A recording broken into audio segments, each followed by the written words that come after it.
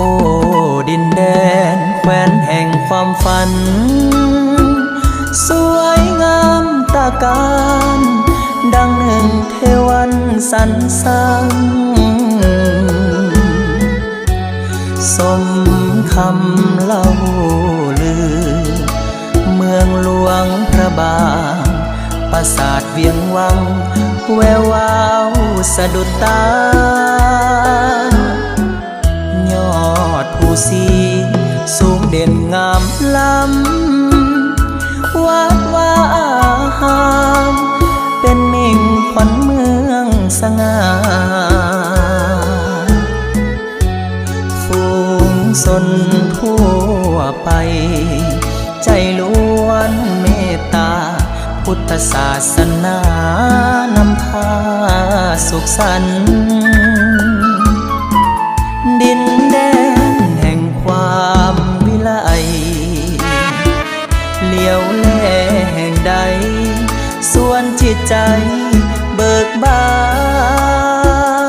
นเพลินเที่ยวสมพิลมสำลานพบเห็นแต่หอยยิ้มนั้นภาพบานซึ้งตรึงใจ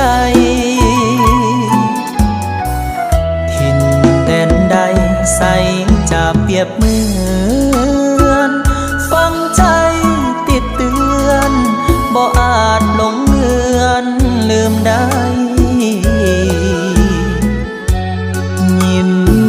นั้นแนบตรึงซาบซึ้งหรือไทยมีค่าความหมายไม่ตรีต่อกัน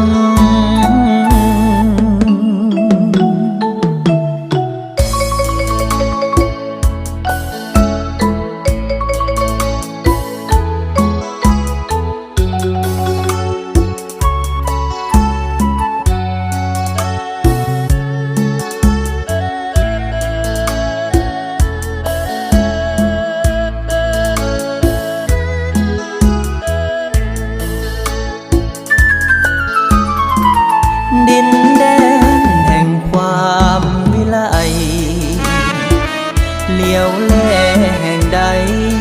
ส่วนจิตใจเบิกบานเพลินเที่ยวสมพิลมสำลานพบเห็นแต่หอยยิ้มนั้นภาพบานซึ้งตรึงใจแดนใดใสจะเปรียบเหมือนฟังใจติดเตือนบ่อาจหลงเลือนลืมได้ยิ้มนั้นแนบตรึงซาบซึ้งหรือไทยมีค่าความหมายไม่ตรี